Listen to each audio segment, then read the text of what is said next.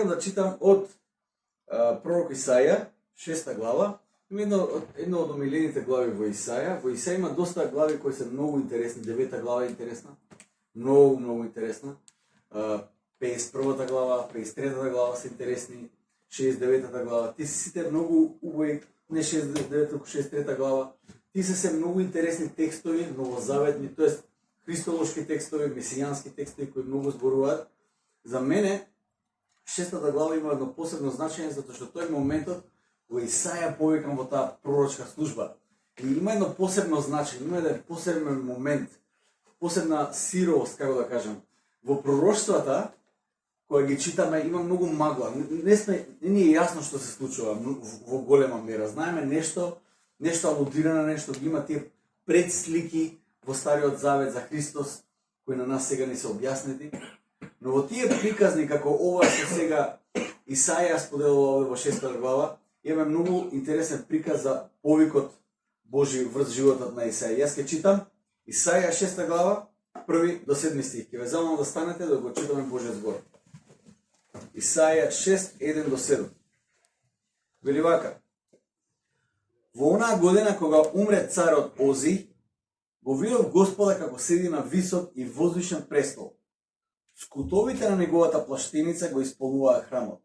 Над него стоја серафимите, секој имаше по 6 крила, 2 крила за да го засолне лицето, 2 крила за нозете, а со 2 крила леташе. И си велеа еден на друг: Свет, свет, свет е Господ над воинствата. Сета земја е полна со неговата слава. Од грмливите гласови на оние кои воскликнуваа се стресоа до вратниците на праговите и домот се исполни со дим. Си реков: тешко мене, пропаднав, зашто сум човек со нечисти усни, живеам во народ со нечисти усни, а моите очи го видоа царот, Господ над војските. Еден од серафимите долета кон мене, во рацете имаше жар што го зеде со клешти од жртвеникот. Се допре со неа до мојата уста и рече: еве, ги допре твоите усни, вината ти е симната и гревот очистен. Амен. Може да седнете. Изминативе 10 месец дена, не знам дали пратите вести, Иран е онака тема која преовладува, револуцијата во Иран. Не знам дали доминира во нашите македонски вести, појма немам. Мене ме интересира тоа затоа што тие се некои тектонски промени во, да кажеме, на Блискиот Исток. Некои што се случуваат.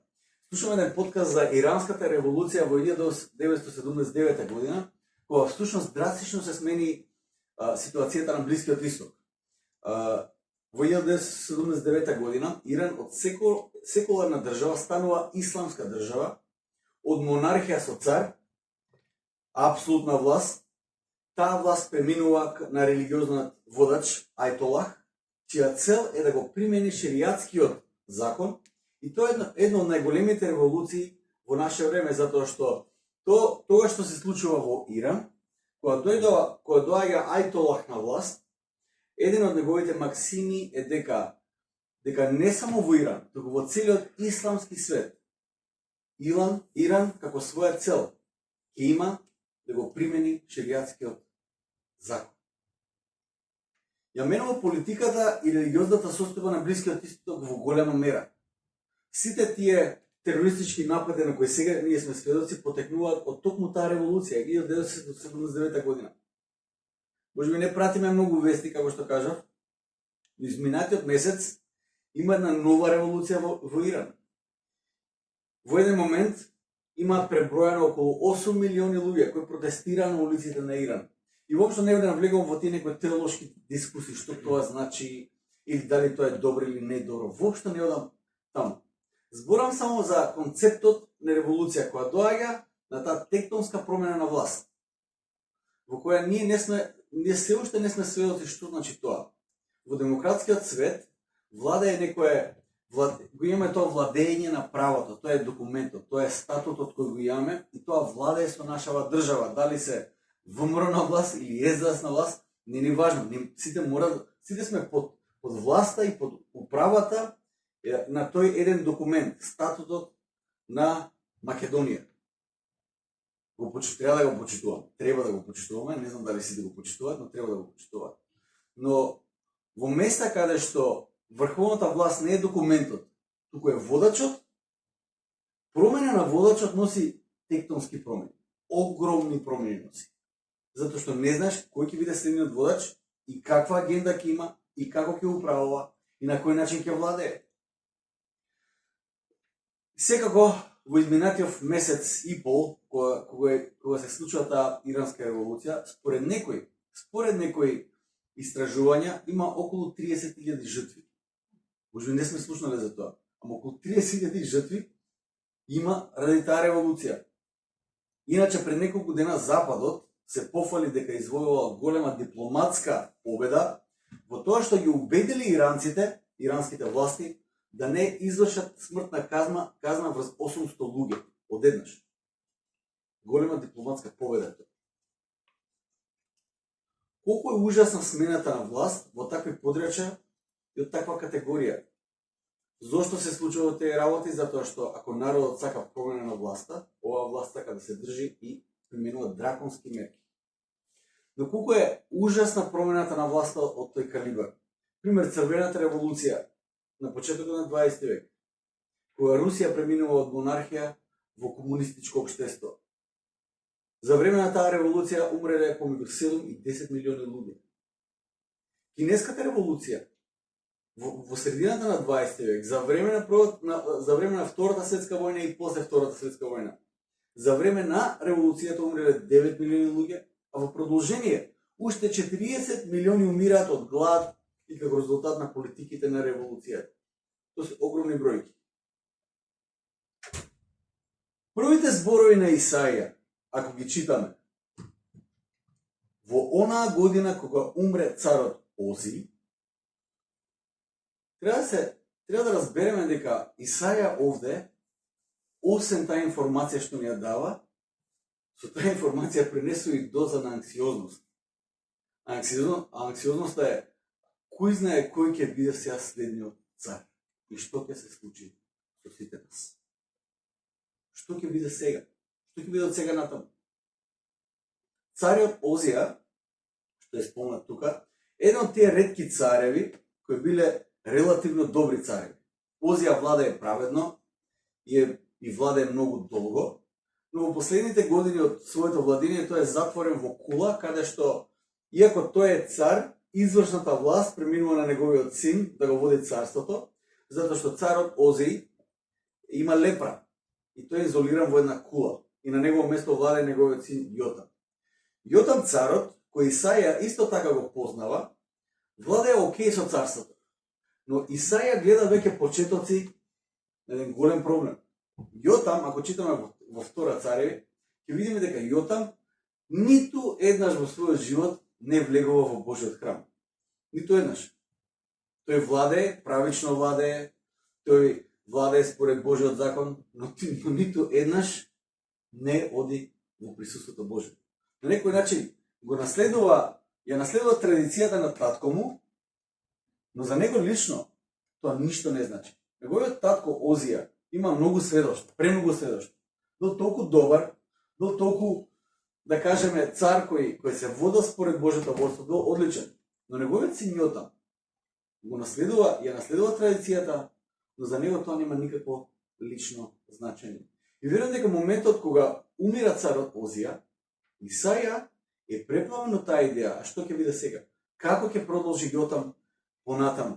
И ќе видиме дека после Јотам, неколку години владе Јотам, но после кој ќе дојде неговиот син, синот на Јотам, ситуацијата станува ужасна. Исаја служи во храмот во таа година, кога се случува смртта на царот Озија, и тогаш го добива тоа важно видение, кој одекнува силно, па дури за нас денес. На некој начин Исаја го гледа тој факт дека царот Озија умира. Тој вели, моментот кога светот ни се распаѓа, кога структурите кои не одржуваат во живот се распаѓаат, кога сигурносната ограда околу тебе ја снемува, кога тлото под тебе попушта, кога животот станува непредвидлив и не може да го исконтролираш, Исаја завршува со тоа видење и вика: Господ сепак владее. Дури кога се распаѓа околу мене, Господ Саваот владее. Кога твојот свет е преплавен од согласовите на пропаст на модерното време, а тие гласови ги има многу насекаде, дали е тоа анксиозност за крајот на светот ради климатските промени, дали е тоа ради психолошката, политичката ситуација во која живееме, дали тоа се било какви напади, можеби AI, Artificial Intelligence, некои опасности што ги носи, поимањам стравови кои ги имаме. Има премногу гласови кои ти кажуваат крајот на светот, и тоа е тоа. Кога гласовите на безнадежност те нагласуваат и го задушуваат твојот глас, кога низ целата земја околу тебе има тага за нешто што поминало и за нешто што е изгубено, како кај нас, пример Македонија, има премногу југо-носталгичари. Секогаш кога зборувам за Југославија, збориме за најубавото општество кое некогаш постоело, ние сега сме го изгубиле тоа и толку, готово. Ние никогаш нема да дојдеме на нивото на Југославија, што и да значи тоа. Може би имаме стравови дека ништо подобро нема да дојде. Во тој момент Исаја ни кажува, кога ќе се отвори таа завеса на небото, вика целото небо, вели вака: свет, свет, свет е Господ над воинствата, и целата земја е исполнета со неговата слава. Исаја не ги слуша овие серафимите како викаат целата земја ќе биде исполнета со Господовата слава, туку целата земја е исполнета со неговата слава. Понекогаш е тешко да излеземе од нашите проблеми и да ја видиме Божјата слава, дека и сега додека ни е тешко, земјата навистина е полна со Божјата слава. Тешко не е да ги видиме тие славни Божји моменти околу нас. Понекогаш сме преплавени, има еден, како да кажам, еден летаргичен пример, кога некој на бел лист ќе земе, овој не е баш бел лист, али бел лист ќе стави точка, и професорот на студентите кажа: што гледате на листот? И кажат: па точката ја гледаме. Вика: мамбе, сите видовте точката, никој не го виде целиот бел лист што е таму, сите у точката гледаме. Прилика, многу пати така се однесуваме. Ќе се фокусираме на точката и точката не преплавува и точката станува нашиот свет и поглед на светот околу нас. И ние ја приметуваме на Божјата слава околу сето тоа што се случува околу нас. Од моја гледна точка логички би требало да бидам исполнет со мир овие зборови на серафимите. Кога Исаја е исполнет со анксиозност на што ќе биде сега, кој ќе биде новиот цар, ги гледа серафимите кои викаат: свет, свет, свет е Господ Бог, Господ владее, целата земја е полна со неговата слава. Би требало да кажам: што и да се случува, Господ владее. Океј сум јас. Нема што да се секирам. Можам да бидем мир. Но наместо мир, Исаја е исполнет со нешто друго. На тоа видение, Исаја не е утешен. Исаја е исполнет со ужас. Ужас! Средбата со Бог, всушност, го открива вистинскиот проблем и го насочува погледот на Исаја кон центарот од кој извираат неговите проблеми.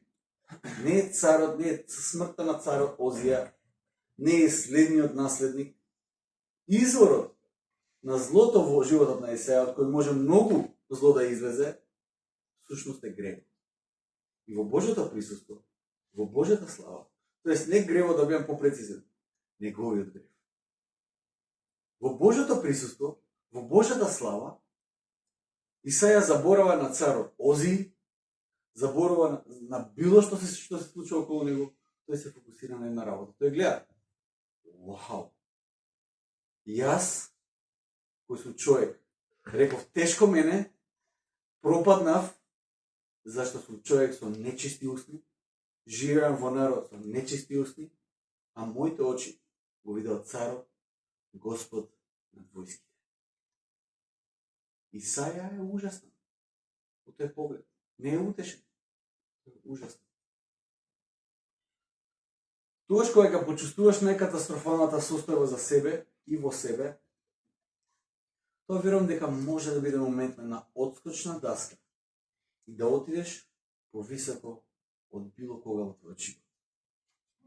Да ја почувстваш твојата лоша состојба, не значи да видиш што се лошо некој ти направил на тебе, тоа е само сожалување, кој во својата основа ја има и само праведност. Да ја почувствуваш твојата лична лошотија, може само тогаш кога ќе бидеш отворен Господ да ти ја открие твојата скрешеност пред тебе, да ти ги извади пред очи твоите злодела, твојата склоност на гревот, да ти открие тебе ти каков навистина си. Тогаш ќе видиш нешто другите ти направиле на тебе, а тоа има многу, не мора да го набројаме тоа. Секој знаеме дека другите ќе ти направат нешто лошо. Туку какво зло излегло од тебе и каков потенцијал за зло лежи во тебе. Во присуството Божјо би требало да го видиш тоа. Исаја пред да ја види нечистотијата на устата на другите, прво ја види својата нечистотија. Мислам дека никој од чиста мира нема да сака да го почувствува тоа што го почувствува Исаја таму. Секогаш подобро ќе се почувствувам ако сум жртва на нечие зло. Знаете, да се биде жртва, тоа го слушаве Том Холанд, еден историчар, викаве еден од производите на христијанството, тоа што христијанството дејствува, што жртвите добија сила. Да се биде жртва значи да имаш моќ, да имаш позиција на моќ. Да бидеш жртва значи да бидеш на позиција на моќ. И нормално тоа кога ќе се изврти, тоа кога ќе се злоупотреби, да се биде жртва, значи да станеш новиот, да го прифатиш тој идентитет на жртва по секоја цена, значи стануваш и некој нов насилник во денешно време, затоа што седнуваш на позиција на моќ. Исаја го видел токму тоа. Прво ја видел нечистотијата во својата уста пред да види нечистотијата во устата на останатите околу него. Во тој момент тој се почувствувал најлошо во животот. Да не погодувам, тука дури пишува дека како се почувствувал. Реков, тешко мене пропаднав. Тешко мене умрев. Готово, ќе ме снема. Има една стара доктрина која на англиски се вика Total Depravity of Human Being. На англиски, пошто студирав. Тоа е почетната доктрина во калвинизмот, да кажем. Во калвинистичкиот поглед на писмото, на толкување на писмото. Total Depravity of Human Being. Целосната расипаност. Или целосната паднатост на човекот. Целосната морална расипаност на човекот. И тие тоа го базираат на делот од Римјаните 3:23, каде што вели апостол Павле, зашто сите сгрешија и лишени се од Божјата слава. Никој не е достоен. Никој.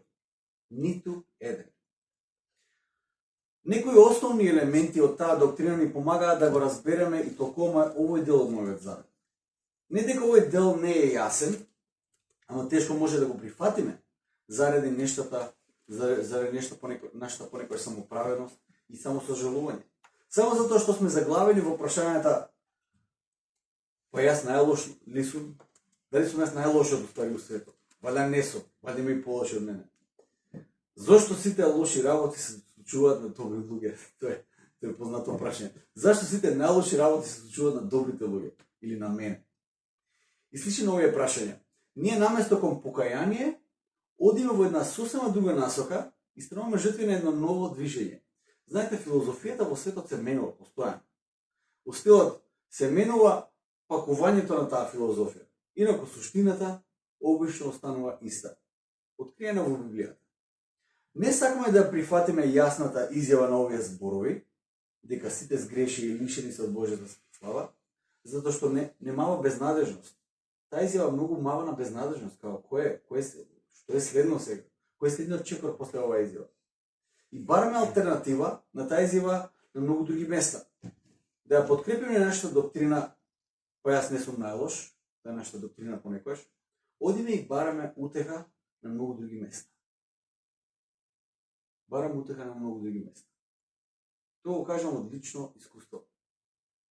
Секогаш кога ќе се споредам со некои мои колеги пастори, или верници од црква, или што е да е, секогаш дојдам до тоа, секогаш се споредам со полошите од мене, да бидам искрен, и кои се подобри, со полошите се споредувам, и доаѓам на онака мојата доктрина, па јас не сум најлош, ми дава една утеха. не доволна утеха. Ми треба да ја подкрепам таа доктрина со нешто. И градам згради околу мене. Градам згради на изјави и барам нешто друго. Каде понекогаш одиме во време на очај? Затоа што таа доктрина не е доволна, па јас не сум најлош. Таа не држи, таа е како едно скалило до нешто друго. Јас не сум најлош, не може да биде состојба. Тоа е скалило до нешто друго. Трендот кој денес е популарен се вика афирмација на личност. Афирмација на тоа кој јас сум. Жедни и гладни сме за афирмација. Гладни сме за афирмација.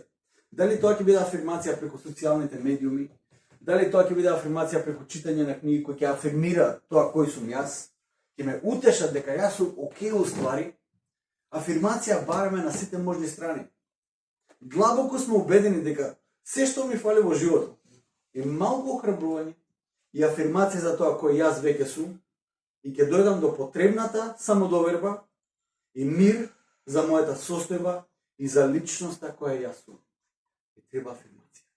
Ја бараме таа афирмација на сите можни страни. Не знам каков е вашиот пат до таа афирмација. Мојот пат многу знае да биде преку споредување. Реално преку споредување со ти што се полоши од мене. Се афирмирам сами од себе си. Ке читам литература или рилсови или TikTok, не е мајда. Афирмација. Ние сме моментално култура или генерација која е зависна од терапија. Читав некои работи. Ние сме генерација која е најтерапевтски адресирана во историјата на свет. Имаше едно истражување во Америка дека, и тоа е многу интересно истражување, 35% од сите млади девојки помеѓу 13 и 15 години, 35% од нив во една година биле отишле на терапија, психолошка терапија. 35%. А поголем процент од 35% останатите се изложуваат на терапија преку социјални медиуми, преку скролање на такви терапевтски видеа. Искрено ќе ви кажам, во денешно време, ние можеме ретроспективно, онака назад гледајќи во времето, не им се смееме на сите тие суеверни во средниот век, не им се смееме на сите тие идолопоклоници во Стариот Завет, на сите може да им се смееме. Ни треба да сватиме дека паганската религија ја менува само својата форма, но не и суштината. Мораме да бидеме свесни за таа работа. Секогаш кога ќе се појави нешто, кој ќе го иземе Божјото место и на неговиот престол ќе седи на тој престол, тој идолопоклонство. Без разлика, дали тоа е некое квази христијанство, нека квази психологија, дали тоа е идолопоклоничко општество, дали тоа сум јас кој седи на тој престол, тоа е идолопоклонство. И никогаш нема да го реши нашиот суштински проблем. Никогаш. Никогаш. Како и тоа да не изгледа денес? Колку и тоа да е нормализирано денес? Тоа е религијата денес која преовладува преку наметката, често пати на психологијата. Кои се модерните трендови? Па мене нонстоп ми излегуваат некои реклами, например денови за исцеление. Денови за исцеление. Искрено ви кажам, тоа беа пароли нашива евангелизацијски настани. Денови за исцеление, денови на надеж. Денови за исцеление. Денови на надеж сум организирала јас. Во Неготино имаше шатор кој го спостиравме и тие денови ги викавме денови на надеж.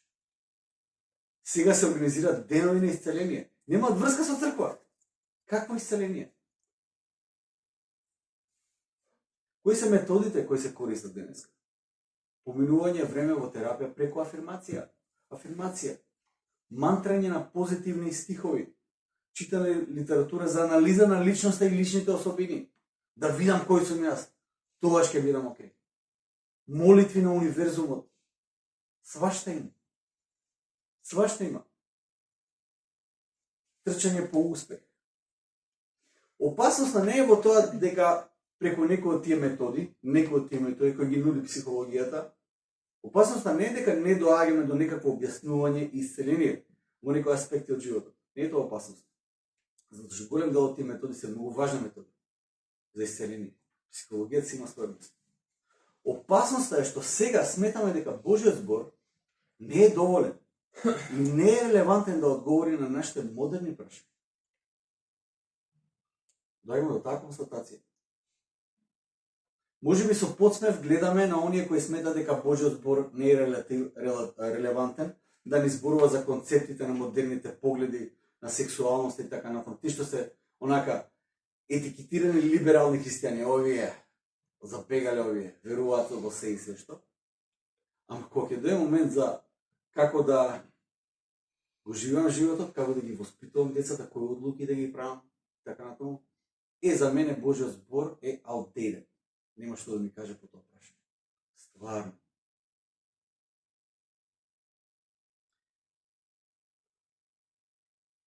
Многу е важно да направиме една анализа како го поминуваме за времето во денот. Колку време јас на што сум изложен во денот. Апостол Павле вели ползувајте ги деновите затоа што ползувајте го времето затоа што дните се зли. Ползувајте го времето. Бројте ги сатите, бројте ги минутите.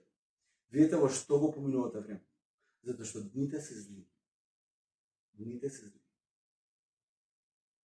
Дали Божиот збор влада и во мене, без разлика на моменталната филозофија и во моментов терапевтска култура која ме окружува. Тоа што не можеш да го видиш е дека ваквата популарна понуда на афирмација те води во живот на преживување, но никогаш во живот на слобода. Никогаш. Живот на преживување, но никогаш во живот на слобода. Не ветува тоа. Може да донесе некоја моментална површна среќа, но никогаш состојба на радост. Може да донесе некакво површно ослободување, но никогаш вистинска слобода и вистински да бидеш ослободен од вина. Никогаш. Тогаш кога ќе погледнеш ужасната состојба во себе, кога ќе се соочиш со Божиот збор, реално кога ќе се соочиш со Божиот збор,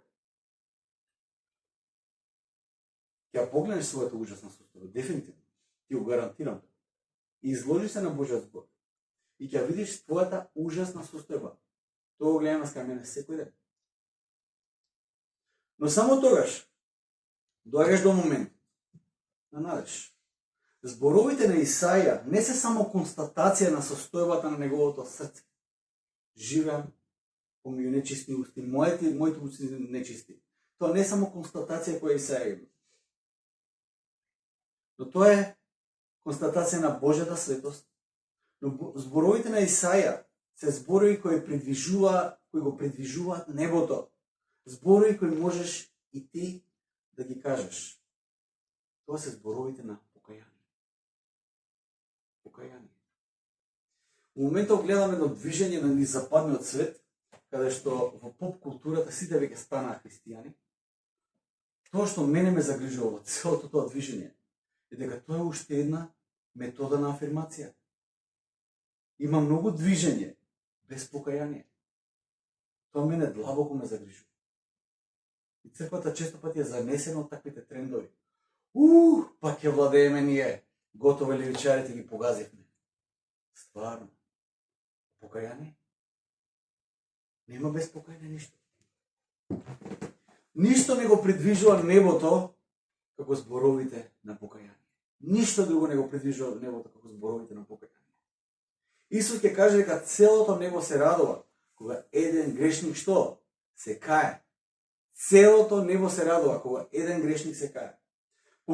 Понекогаш мислиме дека нашето жалење или лекање во молитва ќе предизвика нешто во небото да се деси.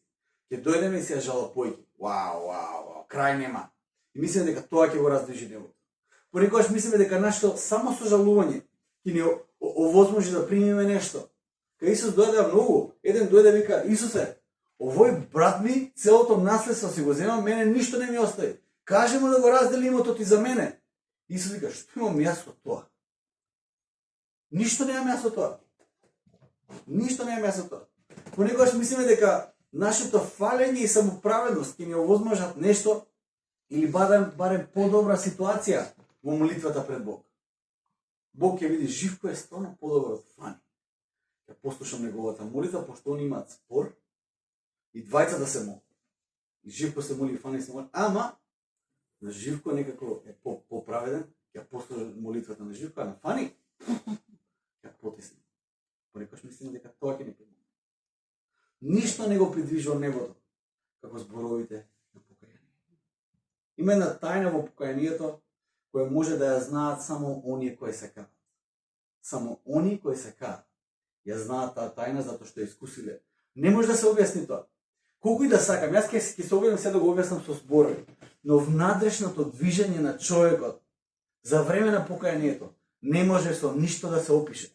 А кој е таа тајна? Најдолниот момент во твојот живот, во моментот на покаяние, кога се каеш, тоа е најдолниот момент во твојот живот. Зошто? Затоа што се гледаш ти како што си, во твојата најмизерна состојба. Најдолниот момент во твојот живот, во моментот на покаяние, станува највозвишениот момент во твојот живот, во актот на Божјото простување и спасение. Во исто време се чувствуваш најгрозно, се чувствуваш ужасно, се гледаш и си кажеш загинав, ужас сум. Но тој моментот кога ти плачеш, не затоа што ти е тешко, го плачеш од радост. Дека во тие моменти ти го гледаш твоето спасение. Твојот најнизок момент станува највисок момент. Во истиот момент. И тоа може да го почувствува само некој кој вистински, искрено се кае пред Господ. Само тогаш може да го почувствува. И само во тие моменти ние сме во состојба да го придвижиме небото. Целото небо се радува кога еден грешник се кае. Не 100, не 50, не 5000, еден грешник кога се кае. Целото небо се радува. Моментот на покаяние е момент во кој ти јасно ја гледаш твојата мизерна состојба, твојата целосна расипаност или тотална паднатост. Разбереш дека ништо нема во тебе што може пред Господ да те оправда. Но во тој момент, во моментот на тоа признавање и покаяние, го доживуваш тој највозвишен момент. Ти си допрен лично од Бог. Имаш средба со Бог во неговото присуство. Престоеш во славата Божја во која ниту праведниот Мојсей не смел да влезе. Во тој момент, во моментот на покаяние, ти си во присуството во кој ни Мојсей не можел да обстои. Ти сега, во најдолниот момент во твојот живот, преку покаяние, зачекоруваш во највозвишениот пат во твојот живот. Во моментот на покаяние. Преку покаянието Бог ја менува твојата ситуација. Исаја од човек со нечиста уста, исполнет со грев, исполнет со страв, со вина, тој сега е очистен и станува Божи пророк, преку чија уста Божите зборови ќе течат. Не по заслуга на Исаја, по Божја благодат. Ниеден метод на афирмација не е во состојба да ја промени твојата ситуација како моментот на покаянието. И Божјото исцеление преку простувањето на гревовите и земањето на вината во твојот живот. Сега да поставам неколку прашања. Ќе замолим да Фани да излезе, затоа што ќе преминеме после и на причеста. Сега да поставам неколку прашања за секој еден од нас. Овие денови си ги поставав овие прашања на мене. Реално си ги поставив овие прашања на мене.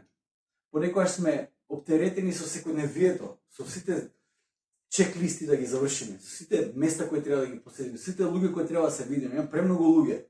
На запад никој никогаш не се гледа, сите се на работа и дома, работа и дома. Тука не можеш дома да седнеш, од што треба со сите да се видиш. Такво општество имаме ние. Дистракции колку се. Прашањето за кое јас морав да го поставам за мене и ќе го поставам на тебе. Која последен пат си клечал пред Бог во покаяние? Која последен пат? Буквално да клекнеш пред Бог во покаяние. Не мислам на епизоди на само сожалување, туку на вистинско покаяние. Вистинско покаяние. Кој последен пат си имал вистинско покаяние? Кога последен пат си бил отворен пред Бог да продресат својот збор, онака си седал жеден пред Библијата, седиш дома, ништо не кеш да те вознамирува, исклучиш телефони, се живо, оставиш на страна, седиш пред Божјиот збор, жеден да го слушнеш Господ што има ти каже денес. Така жеден да продре Божјиот збор во тебе, да продре како меч со две острици во тебе. Наместо да се изложиш на поп-психологија, комуницирана преку 5-10 секундни видеа, поминување да поминеш време во читање и медитирање на Божјиот збор. И размислување за тој збор. И отвореност тој збор да навлезе длабоко во тебе. Како што вели првиот псалм, блажен е човекот кој е изложен на Божјиот закон, кој размислува на Божјиот закон ден и ноќе. Тој е како дрво кој дава плод во вистинско време. Тој кој е изложен на Божјиот збор. Дури тогаш кога не го разбира во целост, дури тогаш кога чита и си кога мене не ми одговара, но јас ќе се изложам себе си пред Божјиот збор. Нека Божјиот збор влезе во мене, длабоко во мене. Нека ме опресведочи. Нека ми открие што не е, како што ви псалмистот, што не е во согласност со твојата волја. Откри ми, Господи, истражи ме. Види што има внатре труло во мене и извади го тоа. Да се изложам на еден таков начин.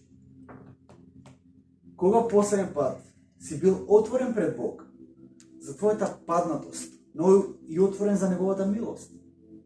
Вистински. Не мислам на пристап со самоправедност и некаква предпоставка дека ти си подобар од другите и дека тебе ти треба само малку за да не бидеш толку лош, да бидеш окей, да бидеш топ. Туку отвореност Бог, вистински да ги открие нештата од кои треба да те ослободи и да те спаси без отпор од тебе. Без ти некои нешта во твојот живот да бараш начин да ги оправдуваш. Бидеш отворен, Господ да ги открие сите тие нешта во тебе. Што се случува преку покајанието?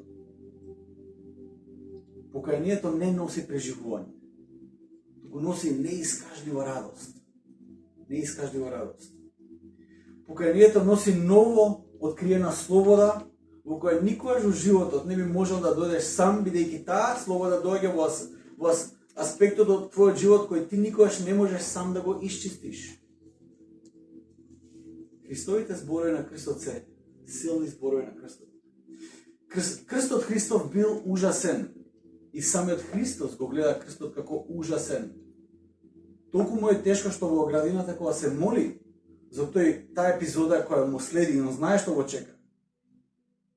Тој е во агонија, се моли во агонија. Дури во тој момент се моли: татко, ако може да ме обмине таа чаша, но да не биде мојата волја, да биде твојата волја.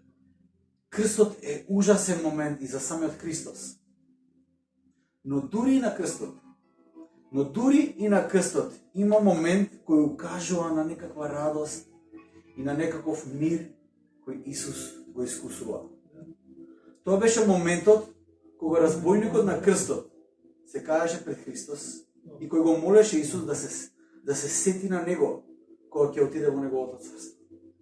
Тоа бе зборови на кајање кој донесува мир и спокој дури и на крстот. Ти велам дека уште денес ќе бидеш со мене во рајот. Тоа не се зборови на немир, тоа се зборови на надеж, тоа се зборови на мир, тоа се зборови на сигурност. Дури во најлошиот момент Христос владее. Би сакал да ве замолам да станете сега. И сакам да останеме во таа атмосфера, да обстоиме во тој збор, нека Господ навистина ни зборува. Ја би сакал да пристапиме во овој момент, може би на некакво покаяние, во кое Господ нас не води. Без разлика дали тоа е некоја личност за која треба да се молиме, без разлика дали тоа е некоја ситуација која сме предизвикале, дали е тоа некоја горчина која може би ја држиме за ситуација, за лично, за што и да е. Господ да ни помогне да се покаеме. И верувате, Господ ќе не враќа на тој момент. Затоа што Господ нема да дозволи неговата црква, кои сме јас и ти, да градиме на крив темел. Нема да дозволи. Господ ќе исчисти својата црква. Како што вели Библијата, Божиот суд почнува од Божиот дом. Божиот суд значи исчистување, очистување. Божиот оган значи очистување. Нека Светиот Дух не води во мислите, навистина кон некое покаяние. И ќе преминеме после на причеста. Ајде да поминеме некое време во молитва, во тишина, со нашиот Господ.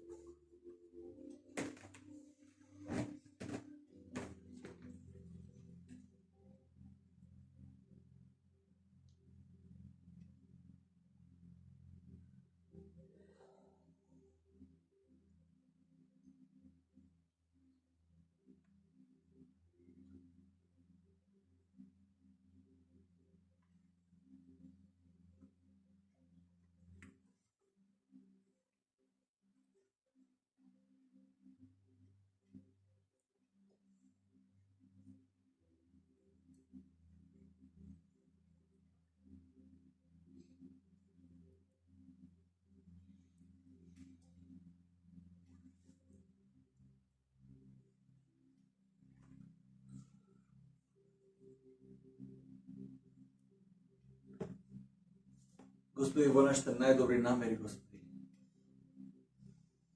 Ние, Господи, не сме доволни. Можеме, како што вели Твојот слуга Павле, сите сгрешивме, никој од нас не е достоен за Твојата слава.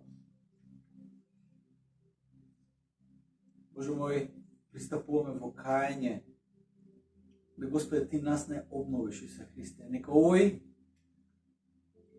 низок момент во нашиот живот на кајање, на признавање на нашата вина и нашата скршеност, Господи, нека стане момент, една височина преку која доаѓаме до Тебе, Господи, а тоа е преку крстот Христов, преку благодата и милоста која Ти искажуваш према нас, Господи. Исусе Христе, Те молиме да го пратиш Светиот Дух во нашиот живот, Господи. Нека навистина продре длабоко во секој еден од нас, во сечие срце, Господи. Да можеме на површина извадиме се што не е од Тебе, Господи. Те молиме, Господи, нека тој карактер за кој Ти се молеше за нас, Господи, да бидеме едно, да не познаат по љубовта, да бидеме светлина на светот, да бидеме во Твоја служба, да бидеме солта на светот. Господи, Те молам, донеси го тој момент во нашиот живот. Донеси во една таква состојба да бидеме црквата за која Ти умре на крстот, Господи Боже мој. И Боже мој, на крстот Ти не умре за ние да преживуваме овде, туку да живееме во изобилство, да уживаме Твојата слобода, да го уживаме Твојот мир и Твоето исцеление, Господи Боже мој. Јас Те молам, Господи Боже мој, дојди во нашите животи. Прости, Господи Боже мој, секогаш кога лекаме, кога пристапуваме со самоправедност, кога пристапуваме со кој знае што се не, Господи. Јас Те молам, прости ни. Те молам, Господи Боже мој, спаси не, па и од самите себе си. Те молиме, Господи, биди со нас. Боже мој, прифаќаме жртвата на Твојот Син, Исус, кој се даде за нас. Господи, нека Тој живее во нас. Нека нас, ние се смалуваме, а Тој живее во нас, Господи. Твоето име нека биде прославено преку се што ние правиме и преку се што ние сме, Господи. Амен. Амен.